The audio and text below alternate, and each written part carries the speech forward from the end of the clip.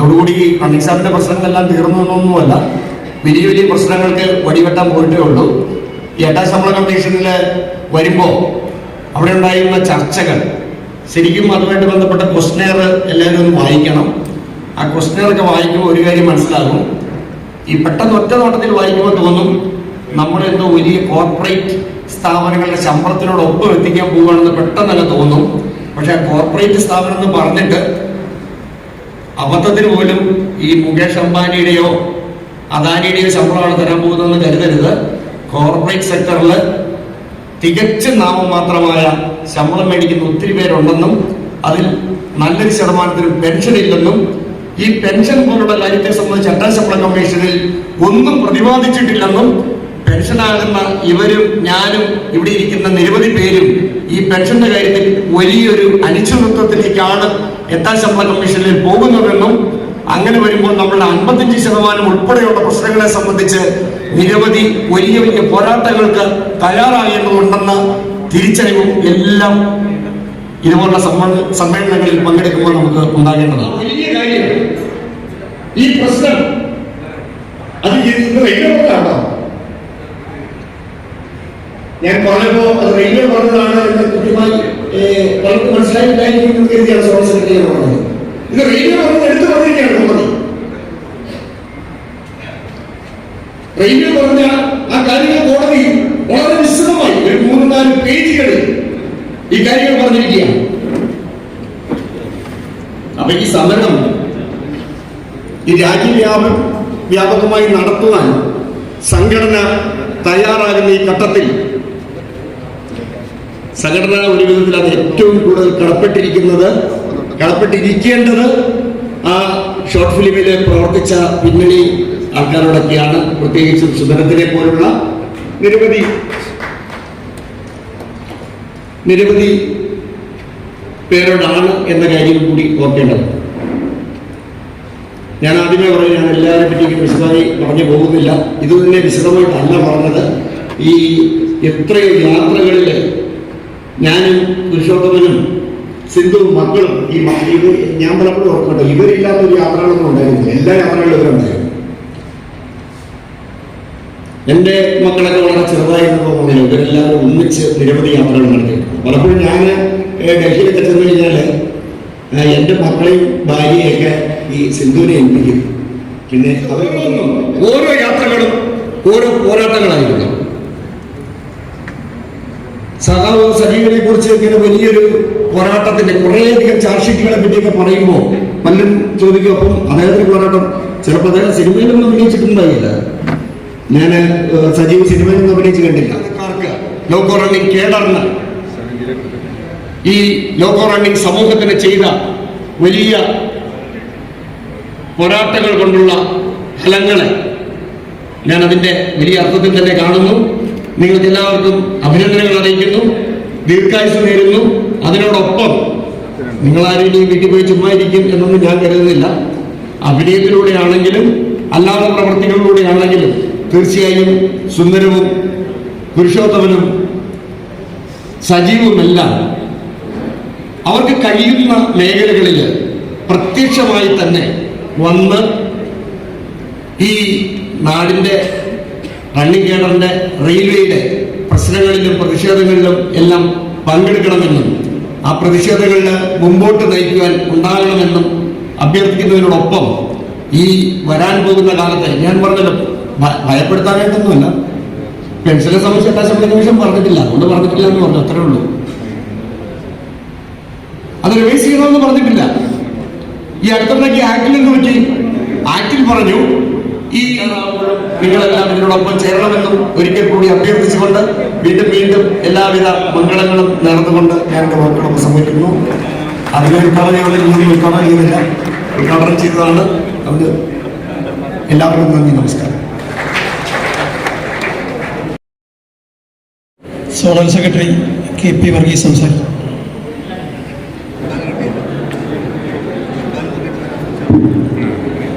ബഹുമാനപ്പെട്ട അധ്യക്ഷൻ, LRC Ernakulam branch president സഖാവ് C സതീഷ്, ആരാധനായ മണിസാർ, ഉദ്ഘാടനം ചെയ്ത സംഘം വൈസ് പ്രസിഡന്റ് എം റോളി, ഇന്നത്തെ വിശിഷ്ട താരങ്ങളായ സുന്ദരം, പുരുഷോത്തമൻ, സജീവ്, അവരുടെ കുടുംബാംഗങ്ങളെ, സഹപ്രവർത്തകരെ, കൊടുക്കുന്ന സ്നേഹാദരവ് ചടങ്ങിൽ അച്ചടക്കം കൂടി അവർക്ക് കൊടുക്കുന്ന ഒരു ആദരവായി നിങ്ങൾ എടുക്കേണ്ടതാണ്. ദയവ് ചെയ്ത് മുന്നിൽ കണ്ടെത്തിയിട്ടുണ്ടെന്നുള്ളതാണ്. പുരുഷോത്തമനെ സംബന്ധിച്ചിടത്തോളം പുരുഷോത്തമനില്ലാത്തൊരു യാത്ര കോളേജേട്ടൻ സൂചിപ്പിച്ചു.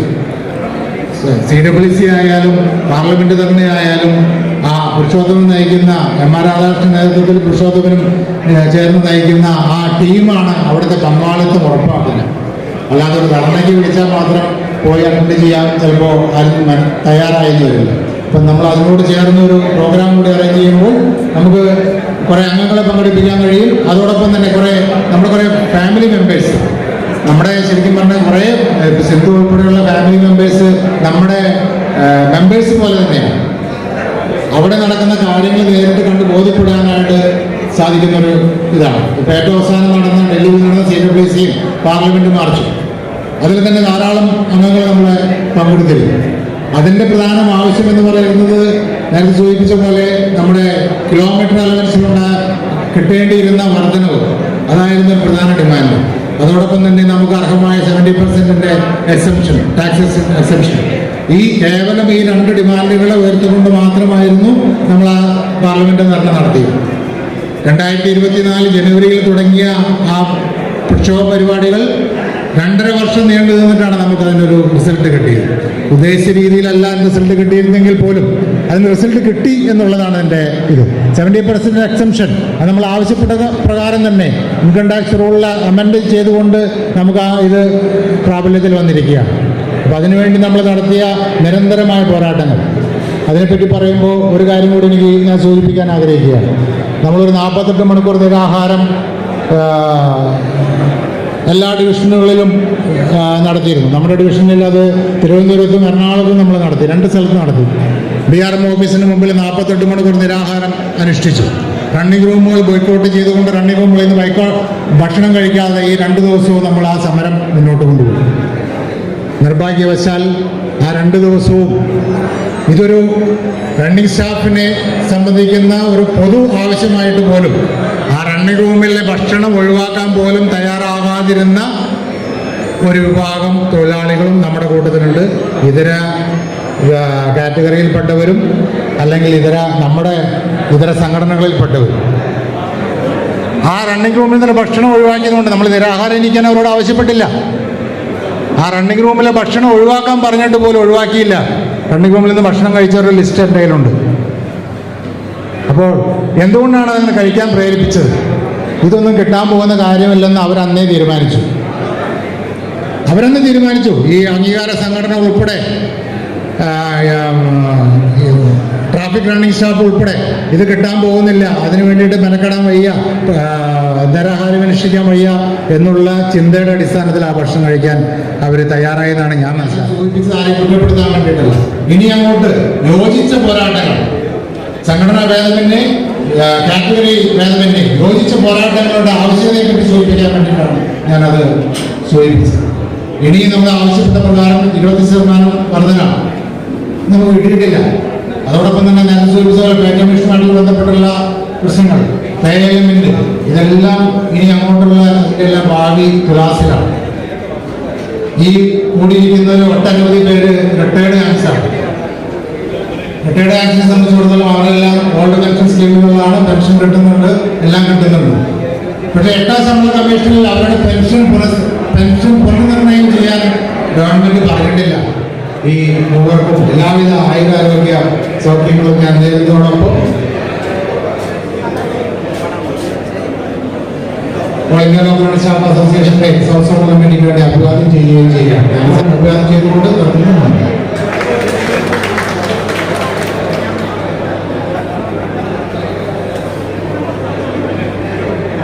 ഡിവിഷൻ കമ്മിറ്റിക്ക് വേണ്ടി ഡിവിഷണൽ പ്രസിഡന്റ് ഡിവിഷൻ ഈ യാത്രയുടെ ചടങ്ങിന്റെ അധ്യക്ഷൻ സി സതീഷ്, സംഘടനയുടെ സെൻട്രൽ കമ്മിറ്റിയിലെ സെൻട്രൽ നേതാക്കന്മാരായ വിമൻ സാർ, സാർ, ഇന്ന് ഈ യാത്രയുടെ ചടങ്ങിന് സംഘടനയുടെ ക്ഷണം സ്വീകരിച്ച് എടുത്തിരിക്കുന്ന Sajeev, K P Purushothaman, C C Sundaram, കുടുംബാംഗങ്ങൾ, വീട്ടരായ നമ്മുടെ ധീര ഏലാസ പ്രവർത്തകരെ, ഇപ്പോൾ സർവീസിലുള്ള ഏലാസ പ്രവർത്തകരെ, നമ്മുടെ ഓരോ ബ്രാഞ്ചിൽ നിന്നും വന്നിരിക്കുന്ന നേതാക്കളെ, കുടുംബാംഗങ്ങളെ, സഹപ്രവർത്തകർ, ആദ്യമായി പി സി സുന്ദരം, കെ പി പുരുഷോത്തമൻ, സജീവ്, ഈ മൂന്ന് പേർക്കും തിരുവനന്തപുരം ഏലാസ് ഡിവിഷൻ കമ്മിറ്റിയുടെ അഭിവാദ്യങ്ങൾ ആദ്യമായി. സന്നിഹിതരായ വിശിഷ്ടരായ അതിഥികളെ, ഇന്നത്തെ റിട്ടയർമെന്റ് ആദരവ് ചടങ്ങിൻ്റെ ഇന്ന് ആദരവ് ഏറ്റുവാങ്ങുന്ന താരങ്ങളെ അവരുടെ കുടുംബാംഗങ്ങൾ,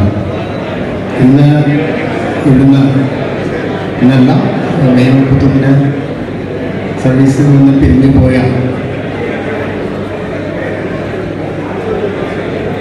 ഈ മൂവരെക്കുറിച്ചും അവരുടെ കുടുംബാംഗങ്ങളെക്കുറിച്ചുമെല്ലാം ഇവിടെ ഇതിനു മുമ്പുള്ള പ്രാസംഗികർ പറഞ്ഞു കഴിഞ്ഞു. സംഘടനയോടെ എത്രയും കൂറ് കാണിച്ച് എത്രയും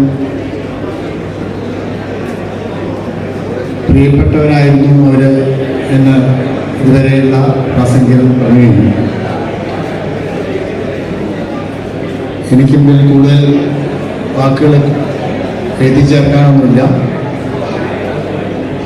എന്തായാലും സാധാരണമായ എന്തായാലും ആരോഗ്യപൂർവമായിട്ടുള്ള എന്തായാലും ഒരു റിട്ടയർമെൻറ്റ് ജീവിതം ഞാൻ ആശംസിക്കുന്നു. പക്ഷേ സംഘർഷങ്ങൾ കുറഞ്ഞ അല്ലെങ്കിൽ സംഘർഷങ്ങളില്ലാതെ വളരെ മനസ്സെല്ലാം ശാന്തമായിരിക്കുന്ന ഒരു ജീവിതത്തിലേക്ക് പോകാൻ പറ്റുമോ എന്നുള്ളത് ഇപ്പോഴത്തെ തൊഴിൽ അന്തരീക്ഷം വേറൊരു അർത്ഥത്തിലാണ് വരച്ചു കാണിക്കുന്നത്. ഉണ്ടാകട്ടെ എന്ന് ആശംസിച്ചുകൊണ്ട് നിർത്തുന്നു. ഇൻഖിലാബ് സിന്ദാബാദ്, ഏലാസ് സിന്ദാബാദ്.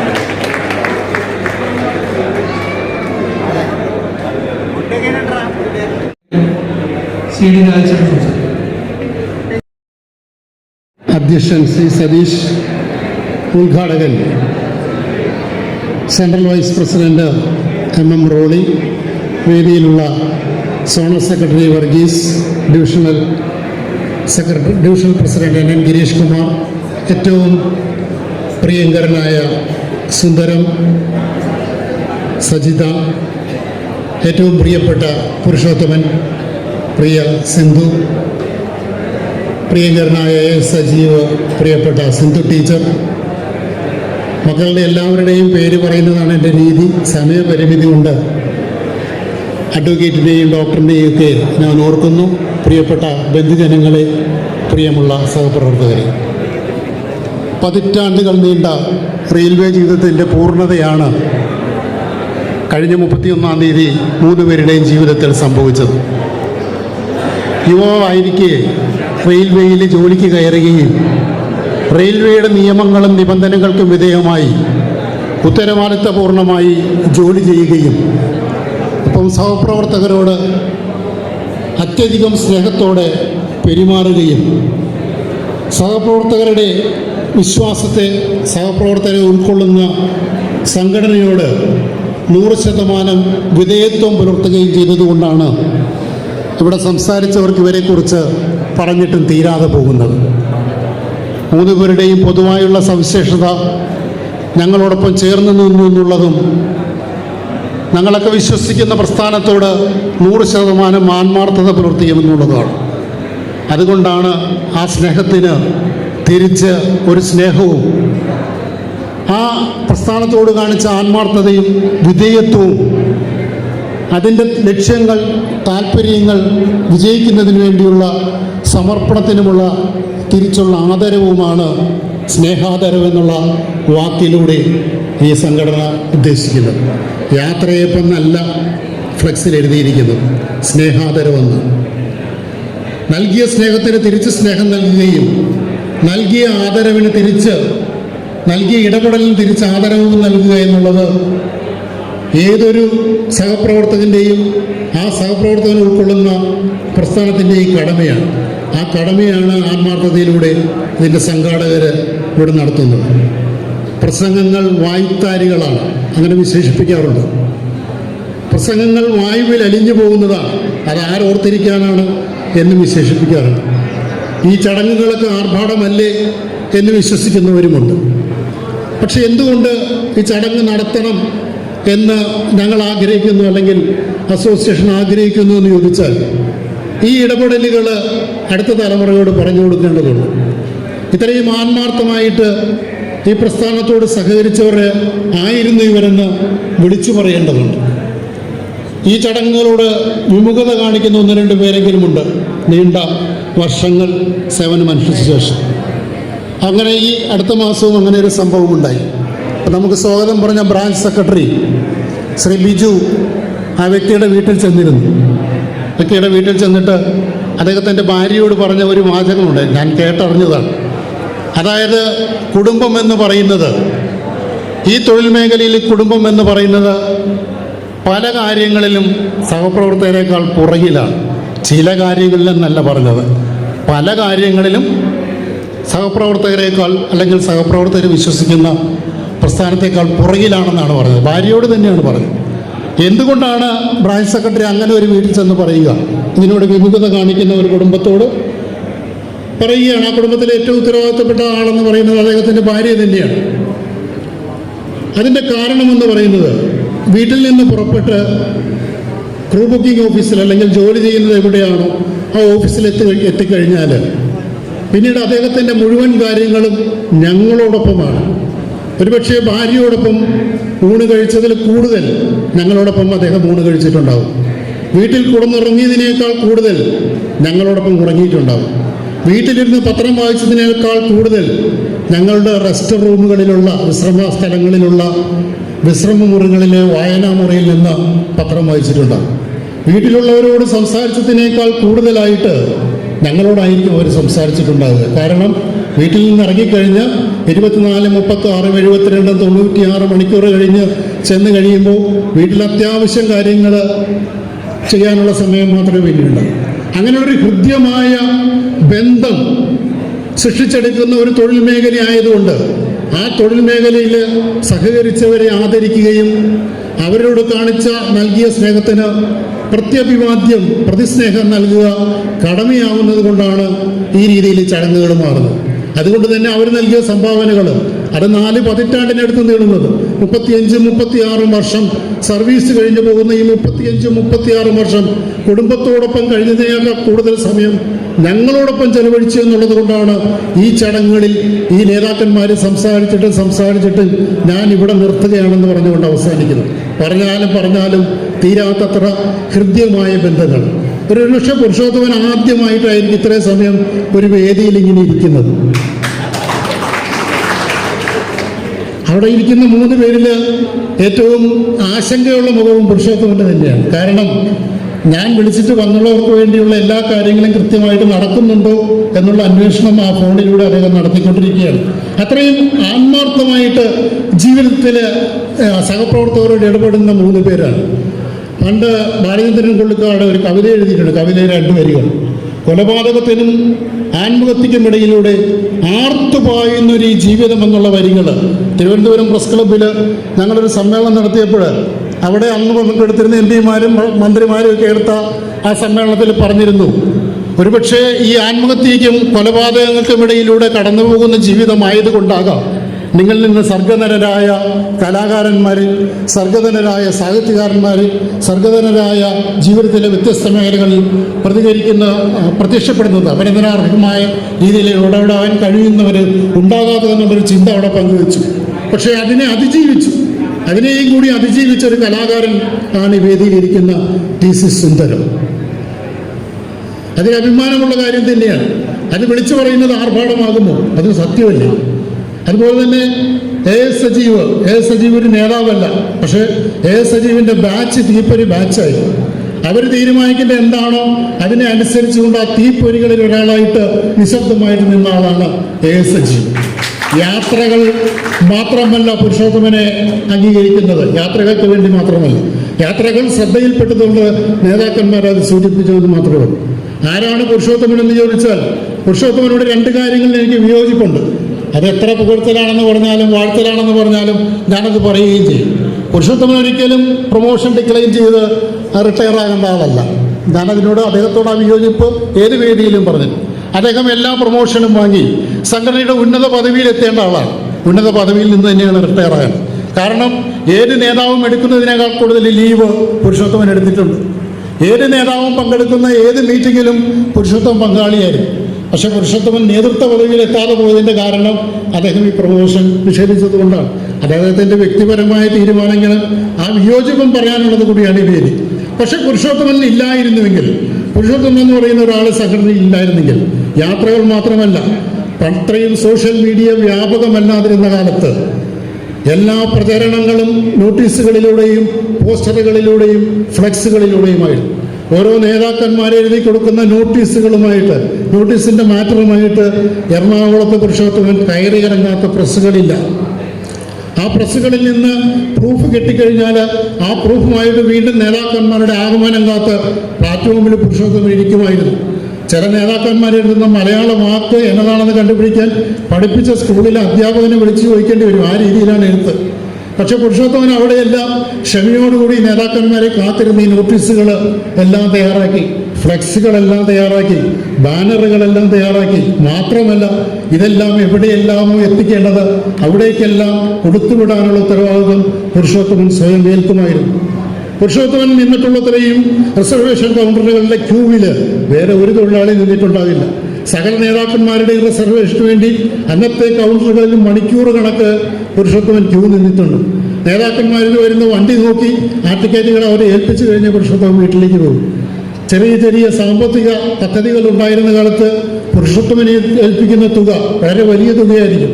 ആ തുകയുമായിട്ട് പ്ലാറ്റ്ഫോമിലെ ബെഞ്ചിൽ ഉറക്കം നിന്ന് കാത്തിരുന്ന് അതാർക്കാണ് കൊടുക്കേണ്ടത് ആ കൊടുക്കേണ്ട ജോലിയും പുരുഷോത്തമൻ ഏറ്റുവാങ്ങുമായിരുന്നു. ആ വിടവാങ്ങൽ, അതുകൊണ്ടാണ് അതുപോലെയുള്ള ഒരാളുടെ വിടവാങ്ങൽ എന്ന് പറയുന്നത് ഹൃദയസ്പർശിയാകുന്നതും അത് തികച്ചും വേർപാടാകുന്നതും അതിൽ കണ്ണീരിൻ്റെ നനവുണ്ടാകുന്നത്. ഞങ്ങളൊക്കെ പുട്ട് കഴിക്കാനായിട്ട് വരും. പുട്ട് കഴിക്കാനായിട്ട് വരുന്നത് എപ്പോഴാണ്? മിക്കവാറും പുട്ട് കുത്തണേന് മുമ്പ് വരണമെന്നെങ്കിലും വിചാരിക്കും. പക്ഷേ പുട്ട് ഇലയിലേക്ക് വിളമ്പുന്ന സമയത്താണ് വരിക. പുട്ടിനെ പൊടി കുഴയ്ക്കുന്ന സമയത്തായിരിക്കും കടലക്കറി വയ്ക്കുക. പക്ഷെ കടലക്കറിക്ക് രുചിയുണ്ടാകണമെങ്കിൽ കടല ആരെങ്കിലും തലേ ദിവസം വെള്ളത്തിലിടണം. ഇവരെല്ലാവരും രാവിലെ പുട്ട് കഴിക്കാൻ വരുമെന്ന് പറഞ്ഞ് തലേ ദിവസം കടല വെള്ളത്തിലിടുന്ന സഹപ്രവർത്തകനായിരുന്നു പുരുഷോത്തമൻ. അത്രയും ആത്മാർത്ഥതയും സ്നേഹവും സഹപ്രവർത്തകരോടും തൊഴിലാളികളോടും സംഘടനയോടും കാണിച്ച അപൂർവമായ ഏറ്റവും ഹൃദ്യമായ, പലരുടെയും ഫോണുകളിൽ KP പുരുഷോത്തമനൊന്നും ഉണ്ടാകില്ല. KP പുരുഷോത്തമൻ്റെ നമ്പർ സേവ് ചെയ്തിരിക്കുന്നത് വെറും പുരുഷു എന്ന് മാത്രമായിരിക്കും. ആ 4 അക്ഷരങ്ങളിൽ ഏവർക്കും ഹൃദ്യമായ ബന്ധം സ്ഥാപിക്കുന്ന ഏറ്റവും പ്രിയപ്പെട്ട പുരുഷോത്തമനും ഏറ്റവും സർഗധനനായ കലാകാരൻ, അദ്ദേഹത്തിൻ്റെ സവിശേഷതകൾ അല്ലെങ്കിൽ അദ്ദേഹത്തിൻ്റെ ആ പോരാട്ടങ്ങൾ, അദ്ദേഹം അനുഭവിച്ച ശിക്ഷ നടപടികളൊക്കെ സ്വാഗത പ്രാസംഗികനും ഉദ്ഘാടകനും പറഞ്ഞതുകൊണ്ടാണ് ഞാൻ സുന്ദരത്തെക്കുറിച്ച് കൂടുതൽ പറയാത്തത്. സുന്ദരത്തെ പോലെ പ്രിയപ്പെട്ട ഒരു കലാകാരൻ്റെ സൗഹൃദം സ്ഥാപിക്കാൻ സാധിച്ചതില്ല. സജീവിനെ പോലെ ഏറ്റവും സഹൃദയനായ ഒരു സുഹൃത്തിൻ്റെ സൗഹൃദം സ്ഥാപിക്കാൻ സാധിച്ചതെല്ലാം ഹൃദ്യമായിട്ടുള്ള കാര്യങ്ങളാണ്. കൂടുതൽ നീട്ടുന്നില്ല. 3 പേർക്കും അവർക്ക് വേണ്ട സർവ്വവിധ പിന്തുണ നൽകിയ പ്രിയപ്പെട്ട സജിതയ്ക്കും സിന്ധുവിനും സിന്ധു ടീച്ചർക്കും പ്രിയപ്പെട്ട കുടുംബാംഗങ്ങൾക്കും എല്ലാവിധ ആശംസകളും നേർന്നുകൊണ്ട് ഞാൻ എൻ്റെ വാക്കുകൾ നിർത്തുന്നു. നന്ദി.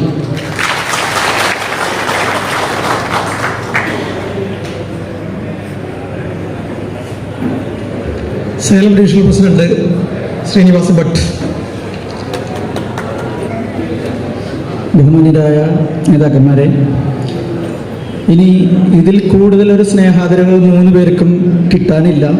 ഇനി ആര് പ്രസംഗിക്കാൻ വന്നാലും ഇതിൽ കൂടുതൽ പറയാനുമില്ല. ഇതാണ് നമ്മുടെ യൂണിയൻ്റെ വലിയൊരു സൗന്ദര്യം എന്ന് പറയാം. ഇതുവരെ പ്രസംഗിച്ചപ്പോൾ ലാസ്റ്റ് വളരെ ഒരു നിശബ്ദത ഒട്ടും ഉണ്ടായിരുന്നില്ല.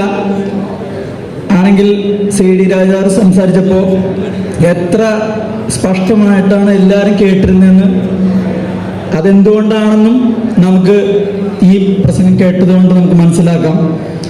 ഞാനിപ്പോൾ സേലം ഡിവിഷനിൽ നിന്നാണ് വന്നുകൊണ്ടിരിക്കുന്നത്. പോയ പ്രാസംഗികന്മാർ പറഞ്ഞു അതൊരു ഇരുണ്ട ഭൂഖണ്ഡമാണെന്ന്. പക്ഷേ ആ ഇരുണ്ട ഭൂഖണ്ഡം ALRCയുടെ ചുണക്കുട്ടികൾ ഇപ്പോൾ വെളുപ്പിച്ചുകൊണ്ടിരിക്കുകയാണ്. അത് ഈ പറഞ്ഞ പോലെ പ്രാസംഗികനായ CD രാജ സാർ ഒരു പറഞ്ഞു വന്നാൽ ഒരു 10 വർഷം മുന്നേ ഉള്ള പ്രസംഗം എനിക്ക് ഇപ്പോഴും ഓർമ്മയുണ്ട്. എൻ്റെ മൊബൈലിൽ ഇപ്പോഴും സേവ് ചെയ്ത് വെച്ചിട്ടുണ്ട്. MN പ്രസാദ് സാറിൻ്റെ നിര്യാണത്തോടനുബന്ധിച്ച് വന്ന് അതിൻ്റെ അന്ന് സംസാരിച്ച CD രാജ സാറിൻ്റെ പ്രസംഗം, അന്ന് കാതോർത്തിരുന്നവരുടെ ആ ഇമ്പം ഇപ്പോഴും എൻ്റെ കൺമുന്നിൽ ഇപ്പോഴും ഉണ്ട്. അതെല്ലാമാണ് നമ്മുടെ യൂണിയൻ്റെ സൗന്ദര്യം എന്ന് പറഞ്ഞാൽ. അതുകൊണ്ട് എനിക്ക് ഇപ്പോഴും കാണുമ്പോഴും അസൂയ എന്ന് പറയുന്നത്, സേലം ഡിവിഷനിൽ ഇതേപോലുള്ള പരിപാടി ALRC കൊണ്ട് പറ്റും, എന്നാലും അതിനെല്ലാം ചെറിയ പരിമിതികളുണ്ട്. പറഞ്ഞു വരുമ്പോൾ നമുക്ക് അത്രയും സപ്പോർട്ടും ബാക്കി കാര്യങ്ങളൊന്നും സേലം ഡിവിഷനിൽ യൂണിയൻ സപ്പോർട്ടുണ്ട്, എന്നാലും പാർട്ടിസിപ്പേഷൻ വളരെ കുറവാണ്. എന്നാലും ഇങ്ങനെ നടക്കുന്ന പരിപാടികളിൽ മാക്സിമം പങ്കെടുത്ത് എങ്ങനെ നമുക്ക് കൂടുതൽ യൂണിയൻ എങ്ങനെ മുന്നോട്ട് കൊണ്ടുപോകാം എന്നുള്ളൊരു, അതിൽ ഞാൻ പറഞ്ഞു വന്ന അത്ര അസൂയാണ് ഈ പരിപാടികളൊക്കെ കാണുമ്പോൾ. അതിൽ ഇപ്പം 3 പേർക്കും വളരെ ഭംഗിയായിട്ട് നമ്മുടെ യൂണിയൻ വലിയൊരു സ്നേഹാദരവാണ് ഈ വേദിയിൽ കൊടുത്തുകൊണ്ടിരിക്കുന്നത്. അതിൽ പറഞ്ഞു വരാനുള്ളത് ഇനി നീട്ടാനൊന്നുമില്ല, സമയം 12:30 സേലം ഡിവിഷന്റെ പേരിൽ 3 പേർക്കും സുപരിചിതരാണ്. സുന്ദരൻ സാറായാലും പുരുഷോത്തമൻ സാറായാലും സജീവ് സാറായാലും എല്ലാവരും സുപരിചിതരാണ് സേലം ഡിവിഷന്. വണ്ടി വരുമ്പോഴായാലും ടൂർ പോകുമ്പോഴായാലും എല്ലാവരും സുപരിചിതരാണ്. അപ്പോൾ വേറെ നീട്ടുന്നില്ല. സേലം ഡിവിഷന്റെ പേരിൽ അവർക്ക് വളരെ നല്ല ഒരു ജീവിതം, ഭാവി ജീവിതം നേർന്നുകൊണ്ട് നിർത്തുന്നു. നന്ദി, നമസ്കാരം. പാലക്കാട് ഡിവിഷന്റെ വർക്കിംഗ് പ്രസിഡന്റ് കേശവൻ, ബഹുമാനപ്പെട്ട അധ്യക്ഷൻ, ഇന്നത്തെ നമ്മുടെ വിശിഷ്ട അതിഥികളായ സുന്ദരം, സജീവ്, പുരുഷു, അവരുടെ സഹധർമ്മിമാർ, വേദിയിലിരിക്കുന്ന മറ്റ് വിശിഷ്ട നേതാക്കന്മാരെ, പ്രിയ സുഹൃത്തുക്കളെ, സഖാക്കളെ, all India loco running staff association ഒരു കാലഘട്ടത്തിലൂടെ കടന്ന് ഈ 3 പേരും ഈ സംഘടനയെ ശക്തിപ്പെടുത്താനും അതിലുപരി നമ്മുടെ ഫൈറ്റിംഗ് ഫോഴ്സ് നിലനിർത്താനും അവർ ശ്രമിച്ചു. അവരുടെ കഴിവിൻ്റെ പരമാവധി അവർ നമുക്ക് വേണ്ടി പ്രവർത്തിച്ചു. അവർ വിട പറയുന്നു. അവർക്ക് പാലക്കാട് ഡിവിഷൻ്റെ എല്ലാവിധ അഭിവാദ്യങ്ങളും ആശംസകളും ഞാൻ നേരുന്നു. പ്രിയ സുഹൃത്തുക്കളെ, റോളിയും സെക്രട്ടറിയും എല്ലാം സംഘടനാപരമായ കാര്യങ്ങൾ സംസാരിച്ചു. എന്തായാലും ഈ 3 വ്യക്തികളും ഭാഗ്യവാന്മാരാണ്. ഈ സംഘടന കഴിഞ്ഞ കുറേ കാലങ്ങളായിട്ട് ഉയർത്തിപ്പിടിച്ച് ഫൈറ്റ് ചെയ്ത് നേടിയെടുത്തിട്ടുള്ള പ്രധാനപ്പെട്ട കുറച്ച് നമ്മുടെ ആവശ്യങ്ങൾ, നേട്ടങ്ങൾ അവർക്ക് കാണാൻ കഴിഞ്ഞു. പക്ഷേ എന്നിരുന്നാലും ഇനിയും നമ്മൾക്ക് കുറേ കാര്യങ്ങൾ നേടാനുണ്ട്. TC സുന്ദരത്തിൻ്റെ അദ്ദേഹത്തിൻ്റെ ഷോർട്ട് ഫിലിമിലൂടെയുള്ള ആ അവസാനത്തെ നമ്മുടെ റണ്ണിങ് ജീവിതവുമായി ബന്ധപ്പെട്ട ഒരു ഷോർട്ട് സ്റ്റോറി, ആ ഷോർട്ട് സിനിമ, സത്യം പറഞ്ഞാൽ എഴുത്തുകാരും കവികളും കലാകാരന്മാരും എല്ലാവരും അതിനോടൊപ്പം തന്നെ ALRCയുടെ ശക്തിയും ചേർന്ന് നമ്മുടെ മുദ്രാവാക്യങ്ങളും നമ്മുടെ ആവശ്യങ്ങളും പ്രദർശിപ്പിക്കുമ്പോൾ അവരുടെ ആ ഷോർട്ട് ഫിലിം ഈ നാട് മുഴുവൻ ഒരു ചർച്ച ചെയ്യപ്പെടുകയും ഒരുപക്ഷെ 2024 ജൂൺ സമരത്തിൻ്റെ ഈ പറഞ്ഞ റോളിൽ 39,000 വേക്കൻസികൾ നമ്മളോടൊപ്പം നമുക്ക് വേണ്ടി ഇന്ത്യൻ റെയിൽവേ മാനേജ്മെൻറ്റ് കീഴ്പ്പെട്ട്, അല്ലെങ്കിൽ അവർക്ക് സമ്മതമില്ലാതെ തന്നെ അത്രയധികം വേക്കൻസികൾ ശുപാർശ ചെയ്യേണ്ട ഒരു ഗതികേടിലേക്ക് എത്തിച്ചേർന്നു. തീർച്ചയായിട്ടും ആ സുന്ദരത്തിൻ്റെയും പുരുഷൻ്റെയും സജീവിൻ്റെയും ആ നമ്മളോട് ഈ സംഘടനയ്ക്ക് വേണ്ടി ചെയ്തത് ഏറ്റവും വലിയ ഒരു അംഗീകാരമായി ഈ അവസരത്തെ നമുക്ക് തോന്നുന്നു. ഇപ്പോഴും രാത്രി 23:59 നമ്മളെ സംബന്ധിച്ച് രാത്രി 23:59 എന്ന് പറയുന്ന ഒരു സമയം എന്ന് പറഞ്ഞാൽ രാത്രിയാണ്. പക്ഷെ മാനേജ്മെന്റിന് അത് പകലാണെന്ന് പറയാനാണ് അവർക്കിഷ്ടം. അങ്ങനെ 23:59 പകലായി തന്നെ തുടരണം എന്ന് പറയുന്ന ഒരു മാനേജ്മെന്റിനെതിരെ അല്ല, പകലാണെന്ന് പറയാൻ ഞങ്ങൾ സമ്മതിച്ചു തരുന്നില്ല, അത് രാത്രിയായിട്ട് കണക്കിലെടുക്കണം എന്ന് പറഞ്ഞുകൊണ്ട് നമ്മൾ ഇപ്പോഴും സമരത്തിലാണ്. തീർച്ചയായിട്ടും ALRS എന്ന സംഘടന ഈ 2 രാത്രി ഡ്യൂട്ടികൾ കൂടുതൽ വണ്ടി വർക്ക് ചെയ്യില്ല എന്നും 3ാമത്തെ രാത്രി ഡ്യൂട്ടി വണ്ടി വർക്ക് ചെയ്താൽ തീർച്ചയായിട്ടും ആ ലോക്കോ പൈലറ്റിന്റെ കണ്ണടഞ്ഞു പോകുമെന്നുമുള്ള നമ്മൾ പറഞ്ഞ കാര്യം വരും കാലങ്ങളിൽ തീർച്ചയായിട്ടും ഒരു ഓർഡറായിട്ട് ഇറങ്ങും. നമ്മൾ സുരക്ഷിതമായിട്ട് വണ്ടി ഓടിക്കാനുള്ള ഒരു സാഹചര്യം തെളിഞ്ഞു വരും എന്നുള്ള ഒരു ദൃഢവിശ്വാസവും ശുഭാപ്തിവിശ്വാസവും നമ്മളെക്കൊണ്ട് അതിനുവേണ്ടി ഈ യാത്രയയപ്പ് സമ്മേളനങ്ങൾ മാറുകയും ചെയ്യും. ഈ അവസരത്തിൽ അതുമായി ബന്ധപ്പെട്ട് വാക്കുകളും നമ്മളോട് എല്ലാവരിലേക്ക് എത്തിക്കാനും കഴിഞ്ഞതിൽ നമ്മൾക്ക് സന്തോഷമുണ്ട്. ഒരിക്കൽ കൂടി ഈ വൈകിയ വേളയിൽ പാലക്കാട് ഡിവിഷന്റെ എല്ലാവിധ അഭിവാദ്യങ്ങൾ നേർന്നുകൊണ്ട് ഞാൻ എൻ്റെ വാക്കുകൾ നിർത്തുന്നു. നന്ദി, നമസ്കാരം.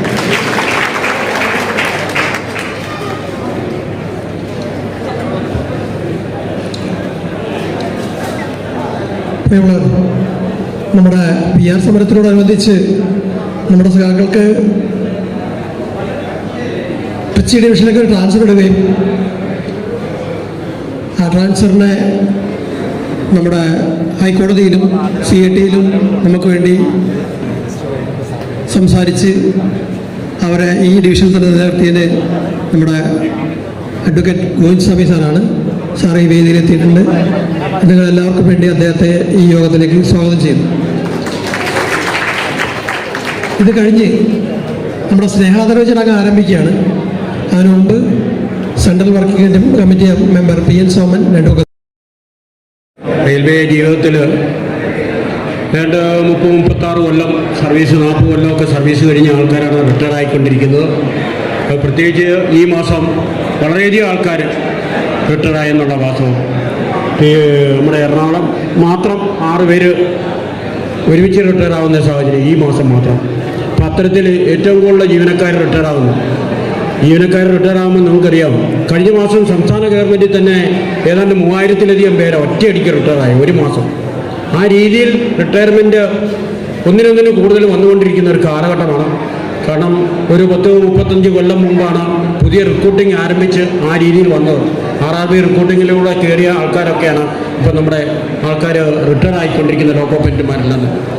എന്തായാലും ഈ റിട്ടയർമെൻറ്റ് മുഹൂർത്തം നമുക്ക് പ്രത്യേകിച്ച് 3 സഖാക്കൾ നമ്മുടെ എറണാകുളം സൗത്തിനെ സംബന്ധിച്ച് വളരെ വിലപ്പെട്ട സഖാക്കളാണ്. കാരണം മറ്റ് CD രാജു ചൂണ്ടിക്കാണിച്ച പോലെ സംഘടനാ പ്രവർത്തനത്തിൽ ഏറ്റവും കൂടുതൽ മുൻപന്തിയിൽ നിൽക്കുന്ന പ്രധാനപ്പെട്ട നേതാക്കന്മാരാണ് റിട്ടയർ ആവുന്നത് പ്രവർത്തനത്തിൽ. കാരണം പുരുഷോത്തമനെ സംബന്ധിച്ച് ഈ ലോക്കലിൽ തന്നെ ഇവിടെ തന്നെ താമസിക്കുന്നു.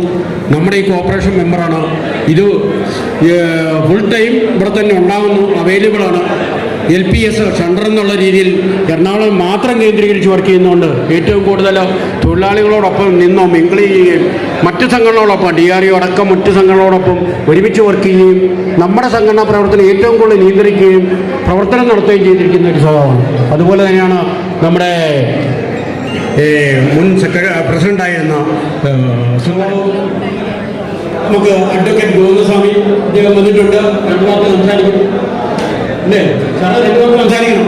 കാരണം സാർ പഴയ ഒരു ട്രേഡ് യൂണിയൻ ലീഡറാണ്. ഐസ്മേഡ് ദേശീയ മാസ്റ്റേഴ്സ് അസോസിയേഷൻ, നിങ്ങൾക്കെല്ലാം അറിയാമായിരിക്കും. അദ്ദേഹത്തെ തുടർച്ചയായ സമരം മൂലം തുടർച്ചയായ സമരവും ബഹളമൊക്കെ വെച്ചപ്പം നമ്മുടെ എൻട്രൻ സാറിനെ കേസിനെ ഒക്കെ പുറത്താക്കിയ പോലെ ഒരു കാലഘട്ടത്തിൽ നമ്മുടെ ഗോവിന്ദസ്വാമി എന്ന് പറഞ്ഞ അഡ്വക്കേറ്റ് സാറിനെ അന്ന് ഈ പറയുന്ന ദേശീയ മാസ്റ്റർ സ്ഥാനത്ത് അവരെ നമ്മുടെ റെയിൽവേയിൽ പുറത്താക്കുമായിരുന്നു. അതിലും ആ പുറത്താക്കൽ അദ്ദേഹം ട്രേഡ് യൂണിയനിലെ ആൾക്കാർ അഡ്വക്കേറ്റ് എന്നുള്ള രീതിയിൽ തന്നെ റെയിൽവേക്കെതിരെ വാദിക്കുന്ന രീതിയിൽ ശിവൻപിള്ള സാറിൻ്റെ ഒരു രക്തത്തിൽ എഴുതുന്നുണ്ട്. റെയിൽവേക്കാരാണോ അവനെ തോൽപ്പിച്ചാൽ തീരും, ഏത് കേസായാലും തോൽപ്പിക്കണം. അതൊരു രക്തത്തിൽ അലിഞ്ഞ ശിവൻപിള്ള സാറിൻ്റെ ഒരു കഴിവായിരുന്നു. ആരെന്ത് കേസുമായിട്ട് വന്നാലും ഏറ്റെടുത്തുകൊണ്ട് ശിവൻപിള്ള സാറ് ഈ റെയിൽവേക്കെതിരാണോ ഏറ്റെടുക്കാൻ തയ്യാറാണ്, റെയിൽവേ തോൽപ്പിക്കണം. കാരണം മനുഷ്യത്തിരഹിതമായ റെയിൽവേ തോൽപ്പിക്കണം എന്നുള്ള നയം റെയിൽവേ നമ്മുടെ ശമ്പള സാർ എടുത്തിരുന്നു. അദ്ദേഹത്തോടൊപ്പം അദ്ദേഹത്തിന്റെ കൂടൊപ്പം വർക്ക് ചെയ്ത അല്ലെങ്കിൽ അദ്ദേഹത്തിന്റെ കൂടെ നിന്നോ ആ സീറ്റിലേക്ക് വന്ന നമ്മുടെ ഗോവിന്ദസ്വാമി വന്നിട്ടുണ്ട്. നിങ്ങൾക്കറിയാം, പല കേസുകളും നമ്മുടെ എല്ലാത്തരം കേസുകളും NIT കേസായാലും ഡോക്ടറിനീസ വീഴ്ച ചെയ്യുന്ന എല്ലാ കേസുകളും ഏറ്റവും ലാസ്റ്റ് ഈ സുന്ദരമടക്കം ആൾക്കാർക്കെതിരെ നടത്തിയ ആ ട്രാൻസ്ഫർ ഓർഡറിന്റെ കേസുകളടക്കം വളരെയധികം കേസുകൾ ഡോക്ടറിനീസാവിന്റെ കേസുകൾ ഹൈക്കോടതിയിലും നമ്മുടെ സെൻട്രൽ അഡ്മിനിസ്ട്രേറ്റീവ് ട്രൈബ്യൂണലിലും കേസ് ജയിച്ച് എടുത്തത് നമ്മുടെ സ്വാമിയുടെ പ്രയത്നഫലമാണ്. ആ സ്വാമി വന്നിട്ടുണ്ട്. തീർച്ചയായിട്ടും അദ്ദേഹം നിങ്ങളോട് സംസാരിക്കും. നമ്മുടെ ഇൻഡിപെൻഡന്റ് കേസുകൾ മുൻകാലങ്ങളിലൊക്കെ ഒരു കേസ് ജയിച്ചാൽ ബാക്കി ജീവനക്കാർക്കും അത് എഫക്റ്റാണ്. ഇപ്പൊ കോടതി നമ്മുടെ കേന്ദ്ര ഗവൺമെന്റ് പറയുന്നത് ആര് ജയിച്ചോ ആ വ്യക്തിക്ക് മാത്രമേ കേസിന്റെ എഫക്റ്റുള്ളൂ.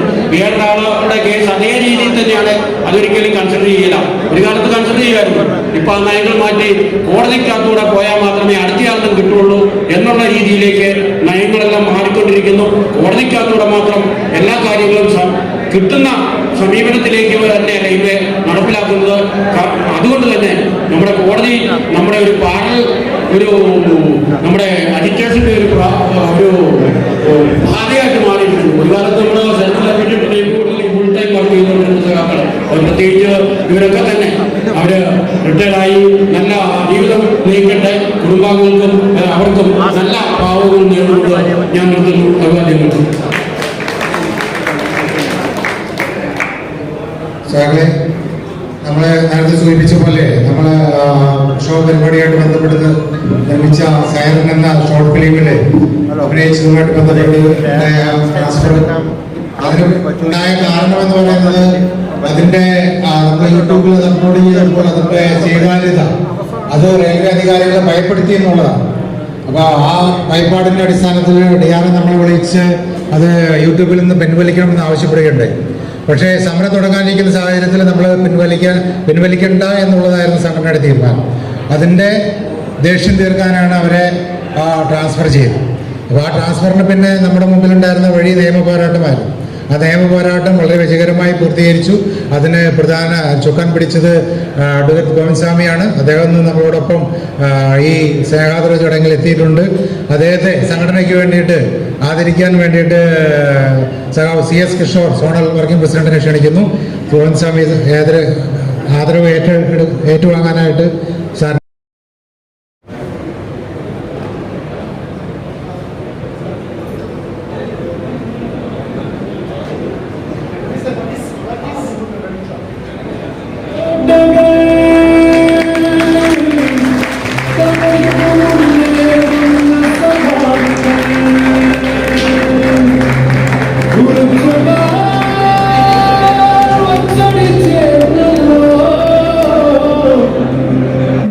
ബിജുവിനെ ക്ഷണിക്കും. സാക്കളെ, നമ്മുടെ ഈ പ്രോഗ്രാമിൻ്റെ ഏറ്റവും പ്രധാനമുള്ള ഒരു ചടങ്ങാണ് നമ്മുടെ റിട്ടയർ ആകുന്ന സഹപ്രവർത്തകരെ ആദരിക്കുക എന്നുള്ളത്. ആദ്യമായി എറണാകുളം ബ്രാഞ്ച് കമ്മിറ്റിക്ക് വേണ്ടി നമ്മുടെ സഹപ്രവർത്തകരെ ഷാളടിക്കുന്നതിനായി ഓരോരുത്തരെ വിളിക്കുന്നു. അവർ വരികയിലേക്ക് സഖാവ് KM തോമസൺ, സഖാവ് KM തോമസൺ, സഖാവ് PT Raghu, KP Purushothaman, JP George, JP George,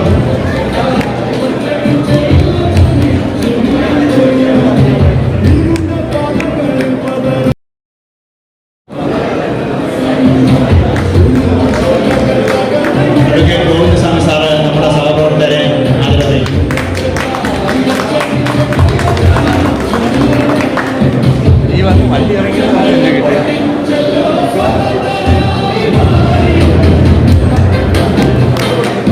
Ernakulam ബ്രാഞ്ചിന്റെ memento നൽകുന്നതിന് വേണ്ടി സഖാവ് എൽമണി സാറിനെ ക്ഷണിക്കുന്നു.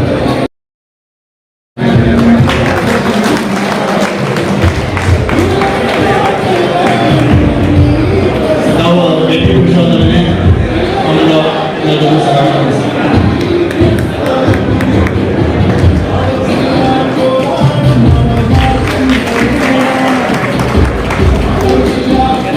സജീവൻ, സഖാവ് എൽമണി സാർ.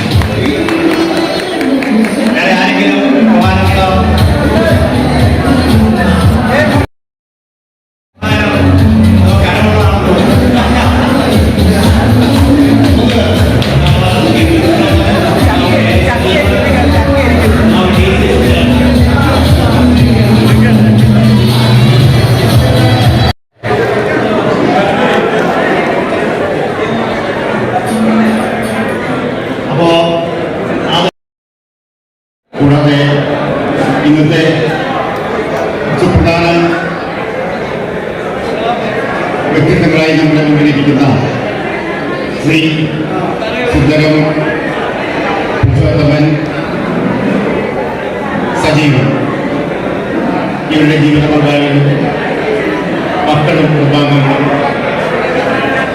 മറ്റു വേദിയിലും സഹകരിക്കുന്ന വിശിഷ്ട വ്യക്തികൾ എല്ലാവർക്കും കുടുംബാംഗങ്ങൾക്കും സുഹൃത്തുക്കൾക്കും എല്ലാവർക്കും പെറ്റക്രിക്കൻസിന്റെ പേരുള്ള ആശംസകൾ നേരുന്നു.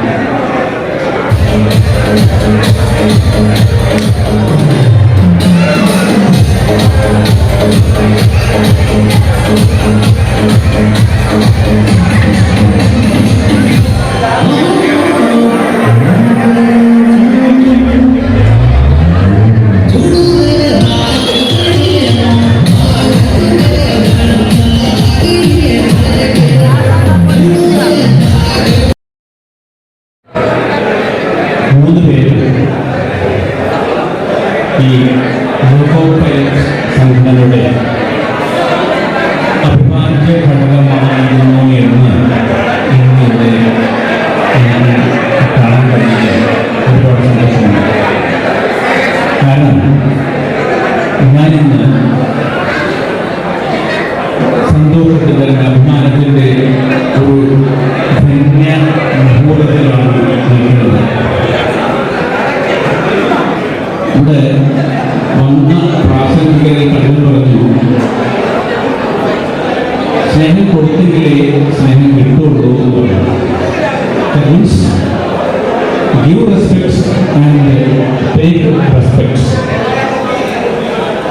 ഒരു ഇത്രയധികം ഒരു അമൂർത്തമായിട്ടുള്ള സ്ഥാനത്താണ് നിന്നിരുന്നത് എന്ന് ഞങ്ങൾക്കറിയില്ലായിരുന്നു.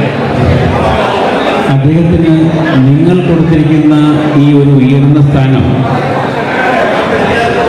ഇവിടെ വന്നപ്പോഴാണ് സത്യത്തിൽ എനിക്കും എൻ്റെ കുടുംബത്തിനും ബോധ്യമായത്. നീണ്ട 36 വർഷത്തിന് ശേഷം ഈ റോഡിൽ തുടങ്ങി ഇവിടെ അവസാനിക്കുന്ന അദ്ദേഹത്തിൻ്റെ സർവീസ് ജീവിതത്തിനിടയിൽ അദ്ദേഹം നിങ്ങളോട് കാണിച്ചിട്ടുള്ള ആ ഒരു ആദരവ്, ബഹുമാനം, ഇതെല്ലാം നിങ്ങൾ തിരിച്ചു കൊടുക്കുന്ന ഈ ഒരു ധന്യ മുഹൂർത്തത്തിൽ നിൽക്കുമ്പോൾ എൻ്റെ അളിയൻ എന്നതിനേക്കാൾ ഉപരി അങ്ങനെയുള്ളൊരു അളിയനെ എനിക്ക് കിട്ടിയതിനകത്താണ് ഞാൻ ഏറ്റവും സന്തോഷിക്കുന്നത്. കാരണം ഞാൻ പലപ്പോഴും പറഞ്ഞിട്ടുണ്ട്, കാരണം അദ്ദേഹത്തിൻ്റെ സംഘടനാ പ്രവർത്തനത്തിൻ്റെ ധന്യത എനിക്ക് ഇന്നോട് ബോധ്യമായത്. കാരണം ഞാൻ പലപ്പോഴും പറഞ്ഞിട്ടുണ്ട് അദ്ദേഹത്തോട്, ഓവർ ടൈം കിട്ടുമ്പോൾ എന്തെങ്കിലും ചെയ്യുകയാണെങ്കിൽ കുറച്ചുകൂടി നിങ്ങൾക്ക് ഇൻകം കിട്ടില്ലേ എന്ന് ഞാൻ പലപ്പോഴും ചോദിച്ചിട്ടുണ്ട്. അങ്ങനത്തെല്ലാം അദ്ദേഹം പറഞ്ഞൊരു വാക്കുണ്ട്, ഞാൻ ഇങ്ങനെ ചെയ്യില്ല, അത് എൻ്റെ താഴെ കിടക്കുന്ന എൻ്റെ സുഹൃത്തുക്കൾക്ക്, എൻ്റെ ജീവനക്കാർക്കുള്ള അവസരം നഷ്ടപ്പെടുത്തുന്നൊരു അവസരമായിട്ട് മാറും എന്ന് അതുകൊണ്ട് ഞാൻ മനസ്സിലാകുന്നുള്ളത് എൻ്റെ പലപ്പോഴും പറഞ്ഞിട്ടുള്ള കാര്യമാണ്. അപ്പം അങ്ങനെയുള്ള ഒരു അളിയനെ എനിക്ക് കിട്ടിയെന്ന് അറിയുമ്പോൾ ഞാൻ ഇന്ന് അഭിമാനിക്കുന്ന നല്ല ധന്യ മുഹൂർത്തത്തിലാണ്. ഇനി അദ്ദേഹത്തിൻ്റെ അളിയനായത് എങ്ങനെയെന്ന് അറിയുമ്പോൾ അദ്ദേഹത്തിൻ്റെ ഭാര്യയെ ഞാൻ കല്യാണം കഴിച്ചു എന്നുള്ളത് സത്യം തന്നെയാണ്. പിന്നെയും അദ്ദേഹത്തിൻ്റെ വാല്യൂടെ കൂടുതൽ ദിവസത്തിലെ വർഷങ്ങൾക്ക് ശേഷം അദ്ദേഹം എൻ്റെ വീട്ടിലോട്ട് അറിയിക്കുന്നു, എൻ്റെ സഹോദരിയെ വിവാഹം കഴിച്ചു കൊടുക്കുന്നു. അപ്പോൾ എനിക്ക് അദ്ദേഹത്തെക്കുറിച്ചും അദ്ദേഹത്തിൻ്റെ കുടുംബത്തെക്കുറിച്ച് വേറെ ഒന്നും ആലോചിക്കേണ്ട ഒരു നിമിഷം പോലും ഉണ്ടായിട്ടില്ല. ഞാൻ പറഞ്ഞു, എൻ്റെ മകളെ നിങ്ങൾക്ക് ഞാൻ വിവാഹം കഴിച്ചത് എനിക്ക് സന്തോഷമാണ്. എൻ്റെ ചേട്ടനുണ്ട്, ചേട്ടൻ ചോദിക്കട്ടെ, നമുക്കങ്ങനെ അല്ല, ഞാൻ ഒന്നും ആലോചിക്കേണ്ട. ആ കുടുംബത്തിലേക്ക് എൻ്റെ സഹോദരിയെ കൊടുത്തു വിട്ടാൽ അവളുടെ ജീവിതം ധന്യമായിരിക്കും.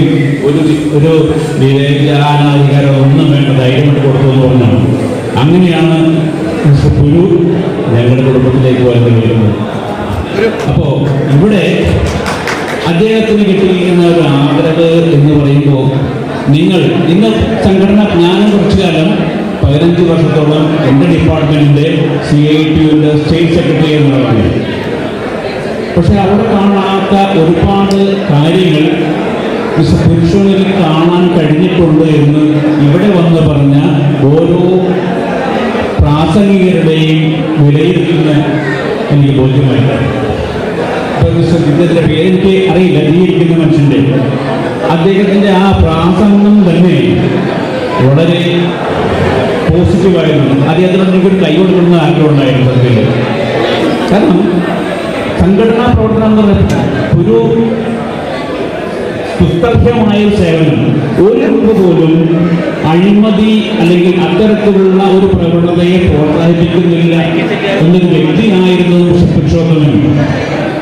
അസംഖ്യത്തിൽ ഇന്നത്തെ പൊതുപ്രവർത്തനത്തിലും അല്ലെങ്കിൽ പേരുடைய പ്രവർത്തനത്തിലും വേറിട്ട് നിൽക്കുന്ന ഒരു സംഭവമായിരുന്നു പുരുഷോത്തമൻ എന്നുള്ളത് അഭിമാനത്തോടെ ഞാൻ ഇന്ന് സ്മരിക്കുകയാണ്.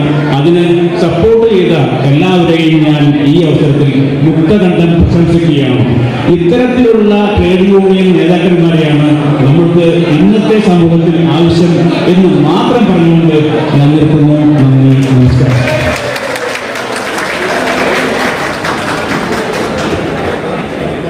സുന്ദരത്തിന്റെ മകൾ മായിക